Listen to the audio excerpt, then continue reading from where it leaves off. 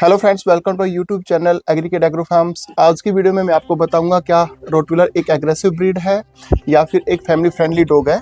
आज की जो वीडियो मैं आप लोगों के लिए लेके आया हूँ, इस वीडियो को आप अगर कोई भी रोटवीलर पपी लेना चाहते हो, बाय करना चाहते हो, तो आप इस वीडियो को कंसिडर कर सकते हो, क्योंकि इस वीडियो में मैं रोटवीलर को लेके आपके माइंड में जितने भी डाउट्स है वो सारे के सारे डाउट्स क्लियर करने की कोशिश करूंगा। तो अब बने रहिए वीडियो में लास्ट तक, वीडियो को स्किप मत कीजिए, पूरी देखिए, क्योंकि एक बहुत ही इंफॉर्मेटिव वीडियो है। और जिस भी मेरे फ्रेंड ने मेरा चैनल सब्सक्राइब नहीं किया है, तो आप मेरे चैनल को सब्सक्राइब कीजिए, लाइक कीजिए, कमेंट ज़्यादा से ज़्यादा कीजिए। तो आइए भी हम बात करते हैं रोटवीलर ब्रीड के ऊपर, क्योंकि आप लोगों ने बहुत सारा देखा होगा और इस ब्रीड में हम थोड़ा सा पॉइंट टू पॉइंट बात करते हैं। आप लोगों ने देखा होगा या तो आइए अभी बात करते हैं रोटवीलर ब्रीड के ऊपर। रोटवीलर ब्रीड आप सभी जानते हैं कि बहुत ही ज़्यादा एक स्ट्रॉन्ग ब्रीड है और एक बहुत ही ज़्यादा अच्छी गार्ड डॉग ब्रीड है, और ये एक वर्किंग लाइन ब्रीड है। तो आप लोगों ने इसके बारे में बहुत सारे रूमर सुने हैं कि ये अपने ओनर के प्रति अग्रेसिव हो जाता है, या ओनर्स को मार देता है, या काट लेता है। ये बहुत सारे रूमर्स आपने अभी तक देख। माय फ्रेंड्स, अभी हम बात करते हैं रोटवीलर ब्रीड के ऊपर। रोटवीलर ब्रीड में आप रोटवीलर ब्रीड एक बहुत ही ज़्यादा एक अच्छी स्ट्रॉन्ग और एक बहुत ही अच्छी गार्ड डॉग ब्रीड है, और एक वर्किंग लाइन ब्रीड होने की वजह से इसमें स्ट्रेंथ बहुत ज़्यादा होती है। और आपने बहुत सारे रूमर सुने होंगे कि भाई रोटवीलर डॉग अपने ओनर पे बाइट कर लेता है, अटैक मार देता है, या ओनर को मार देता है। तो ये सब बहुत सारे रूमर्स आपने गूगल के थ्रू भी स्टडी किए होंगे, या बहुत सारे यूट्यूबर्स ऐसे हैं जिन्होंने कभी रोटवीलर को पाला ही नहीं है, उनको रोटवीलर का स्टैंडर्ड नहीं पता, वो ही आलतू फालतू की वीडियो बना के आप लोगों तक पहुंचा देते हैं, जिससे आप लोग भी डर जाते हो और आप लोगों के माइंड के अंदर भी कुछ नेगेटिव ऐसे थॉट्स आ जाते हैं एक पर्टिकुलर ब्रीड को लेके कि नहीं यार, ये तो बहुत ही ज़्यादा एग्रेसिव ब्रीड होगी, इसको नहीं पालना चाहिए। वही डाउट मैं आज आपके क्लियर करने जा रहा हूँ। ये बिल्कुल सही है कि यार आप सभी समझते हो कि 328 PSI इसकी बाइट फोर्स होती है, तो डर तो देखो लगना स्वाभाविक है कि डर तो लगेगा कि इतनी खतरनाक बाइट फोर्स का ब्रीड अगर किसी भी पर्टिकुलर ऑब्जेक्ट को अगर बाइट करेगी तो कन्फर्म वो उसको इंजर्ड कर देगी। लेकिन हर एक ब्रीड का एक स्टैंडर्ड होता है, और इसकी जो बाइट फोर्स है वो बनाई गई है गार्डिंग के लिए, टेरिटरी प्रोटेक्शंस के लिए, आपकी पर्सनल प्रोटेक्शंस के लिए बनाई गई है। और ये स्ट्रेंजर्स के ऊपर एग्रेसिव होता है, लेकिन कभी भी अपने मालिक के ऊपर एग्रेसिव नहीं होता। उसके लिए आपको करना क्या पड़ेगा? करने के लिए सबसे पहले, जब भी आप कोई भी पपी पर्टिकुलर जगह से खरीद रहे हो, तो आप एक अच्छी ब्लड लाइन का पपी लीजिए, क्योंकि मेरी ज़्यादातर वीडियो में आपने देखा होगा कि जो सबसे बड़ी चीज़ है जो मैटर करती है पेट्स के अंदर, डॉग्स के अंदर, वो करती है ब्लड लाइन। क्योंकि अगर अच्छी ब्लड लाइन है तो ही डॉग आपका अच्छा बन के तैयार होगा। अदरवाइज अगर आप कोई भी विदाउट ब्लड लाइन का डॉग लेते हो तो उसमें कहीं ना कहीं भी टेम्परामेंटल इश्यूज आएंगे ही आएंगे। लेकिन अगर आप एक अच्छी ब्लड लाइन का डॉग खरीद रहे हो, वो कोई भी ब्रीड हो, चाहे वो रोट हो या अदर ब्रीड हो, तो उसमें पहली चीज़, उसमें कभी भी टेम्परामेंटल इश्यूज नहीं आएंगे, उसमें हेल्थ इश्यूज नहीं आएंगे। तो आप सबसे पहले कोई भी जहाँ से भी पपी खरीदते हो, वो एक जेन्युइन ब्रीडर और एक अच्छी ब्लड लाइन का पपी लीजिए। और पपी एज से आप कोई भी पर्टिकुलर डॉग खरीदिए, ना कि आप कोई एडल्ट डॉग अपने घर में ले आते हो।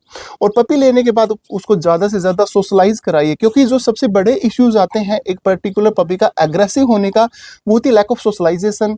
क्योंकि स्टार्टिंग में लोग उसको टाइम नहीं दे पाते। कुत्ते को कुत्ता मानना, इट्स आई नो कि भाई ये कुत्ते हैं, लेकिन आप जब एक एज ए पेट ओनर, जब आप इसको परचेज करते हो, बाय करते हो, तो ये आपको अपना सब कुछ मान लेते हैं, आपको अपना मालिक भी मानते हैं, आपको अपना फ्रेंड भी मानते हैं। लेकिन आप इनको क्या मानते हो? एक कुत्ता है ना। अगर आप कुत्ते को घर में रखने के बाद कुत्ता मानोगे तो ये बड़ी बैड थिंग है। आप उसको कुत्ता मत मानिए। आप जैसे अपने बच्चों की केयर करते हो, आप वैसे उसकी केयर कीजिए, आप उसको टाइम दीजिए और आप उसको सोशलाइज कराइए, जितना ज़्यादा हो सकता है आप उसको सोशलाइज कराइए। सबसे ज़्यादा बड़े इश्यूज क्या आते हैं? Lack of socialisation. क्योंकि आप जब तक अपने डॉग्स को सोशलाइज नहीं करा रहे हो, या तो आप सबसे पहले आपका माइंडसेट होना चाहिए कि आपने डॉग ब्रीड खरीदी है, वो क्यों खरीदी है।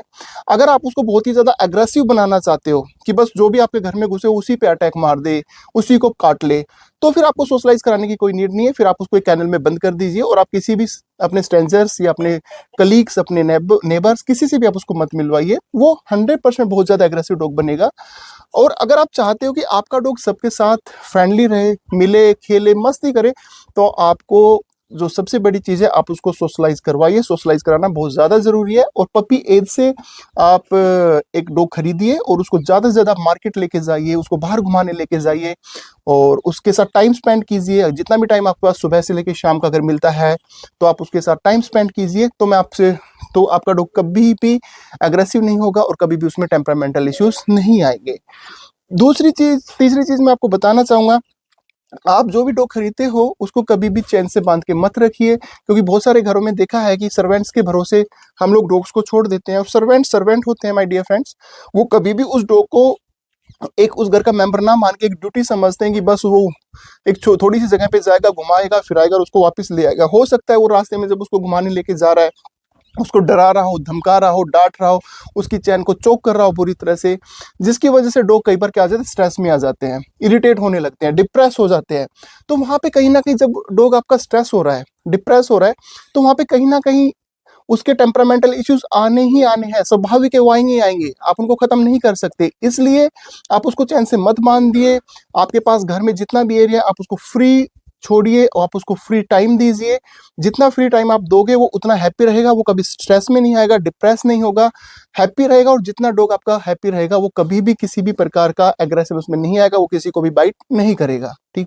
नेक्स्ट मैं अगर आपको चीज़ बताना चाहूँगा कि कभी भी जब भी आपने कोई भी पपी लिया है तो आप कोशिश कीजिए, आप उसकी केयर खुद कीजिए। क्योंकि मैंने पहला पॉइंट जो सबसे पहले आपको बताया कि आप डॉग को डॉग मत समझिए, आप उसको अपना फैमिली मेंबर समझिए। आप अपने बच्चे की जैसे केयर करते हो वैसे आप उसकी केयर कीजिए, क्योंकि ये आपका प्यार मांगते हैं। अगर आप इनको प्रॉपर प्यार दे रहे हो, उनको प्रॉपर आप सोशलाइज करा रहे हो, लोगों से मिला रहे हो, अपने फ्रेंड से मिला रहे हो, तो आप उनको वो कभी भी अग्रेसिव नहीं होगी। हमारे कैनल के डॉग भी किसी पे भी अग्रेसिव नहीं होते। लॉट ऑफ विजिटर्स हमारे फार्म पे आते हैं और लोग उनसे मिलते हैं, फिजिकली पर्सनली मिलते हैं, उनसे प्ले करते हैं उनके साथ, बिकॉज ऑफ दैट कि हमारे डॉग्स के का जो टेम्परामेंट है, जो माइंड सेट है, कि हम उनको दोनों टाइम 2-2 3-3 घंटा उनको ओपन एरिया में प्ले करने के लिए छोड़ते हैं, जिससे उनका स्ट्रेस लेवल 0 हो जाता है, उनकी एनर्जी सारी कंज्यूम हो जाती है। क्योंकि होता क्या है, जब आप कभी भी पर्टिकुलर डॉग को बांधे रख रहे हो, पैक कर दे रहे हो, कैनल में पैक कर दे रहे हो, इनके अंदर बहुत एनर्जी होती है। वो एनर्जी अगर कंज्यूम नहीं हो रही, स्टोर होती जा रही है, स्टोर होती जा रही है, तो वो उस एनर्जी को कहीं ना कहीं तो निकालेंगे। तो उसके लिए आप अपने डॉग को, जो भी आपका पर्टिकुलर एरिया है, चाहे आपके घर की टेरेस है, आपके पास गार्डन है, उसमें आप उसको फ्री छोड़िए। जितना आप उसको फ्री छोड़ोगे उतना ही वो ज़्यादा हैप्पी रहेगा। कभी भी मत डरिए कि आपने फ्री छोड़ा है वो आपकी चीज़ों को नुकसान कर देगा, आपके पौधों का नुकसान कर देगा, आपके गमलों का नुकसान कर देगा। हाँ, होता है एक पपी एज के अंदर, जैसे हमारे ह्यूमंस के भी बेबीज जो बहुत छोटी एज में होते हैं तो बड़े नोटी होते हैं, तो वैसे ही जब हम ये पपी क्लास में होते हैं, पपी स्टेज में होते हैं, तो ये भी नोटी होते हैं, क्योंकि इनका भी खेलने का मन करता है। तो आप इनको खेलने दीजिए, मस्ती करने दीजिए। अगर आपको ऐसा डर लग रहा है कि जहाँ पे आपने कुछ चीज़ें रखी हुई है, जहाँ पे आपका डॉग उसका नुकसान कर सकता है, तो उन चीज़ों को हटा दीजिए वहाँ से कुछ टाइम के लिए। जैसे जैसे वो ग्रो करेगा, जैसे जैसे वो बड़ा होगा, उसकी आदतें सुधरती जाएगी और वो उन सब चीज़ों की तोड़फोड़ मचाना बंद कर देगा। तो आप उसको ओपन रखिए, उसको हैप्पी रहने दीजिए, उसको टाइम दीजिए, आपने आपकी पूरी फैमिली टाइम दीजिए। अगर आपने पर्टिकुलर डॉग पाला है तो वो एक पर्टिकुलर इंसान की रिस्पॉन्सिबिलिटी नहीं है, वो आपकी पूरी फैमिली की रिस्पॉन्सिबिलिटी है। आपकी पूरी फैमिली उसका ध्यान रखे, उसकी पूरी पूरी पूरी फैमिली उसके ऊपर पूरा फोकस करे, उसको टाइम दे, उसके साथ खेले, उसके साथ मस्ती करे, उसको अपने बच्चे के माफिक ट्रीट करोगे तो मैं आपसे ये प्रॉमिस करता हूँ कि एंटायर लाइफ आपके डॉग में कभी भी टेम्परामेंटल इश्यूज नहीं आएगा, कभी भी आपके डॉग में एग्रेशन नहीं आएगा, आपका डॉग कभी भी आपके ऊपर कभी भी बार्क नहीं करेगा, एग्रेसिव नहीं होगा। तो ये चीज़ों का आपने ध्यान रखना है, इन चीज़ों का। तो जो वीडियो में मैंने आपको बताया ये कुछ पॉइंट्स थे कि आप एग्रेसिव डॉग से डर हमें भी लगता है और हर किसी को लगता है, लेकिन उसका एग्रेशन हम लोग खुद ही बनाते हैं, उसको एग्रेसिव भी हम खुद ही कर देते हैं, क्योंकि हम उसकी वो केयर नहीं कर पाते, उसको वो टाइम नहीं दे पाते जितना वो मांगता है। तो माय डियर फ्रेंड्स, मैंने आपको कुछ पॉइंट्स बताए, आप इन पे फोकस कीजिए, अपने डॉग्स को हैप्पी रखिए, उनको टाइम दीजिए और उनके साथ टाइम स्पेंड कीजिए। बाकी आज की वीडियो में इतना ही। Thank you, thanks for watching.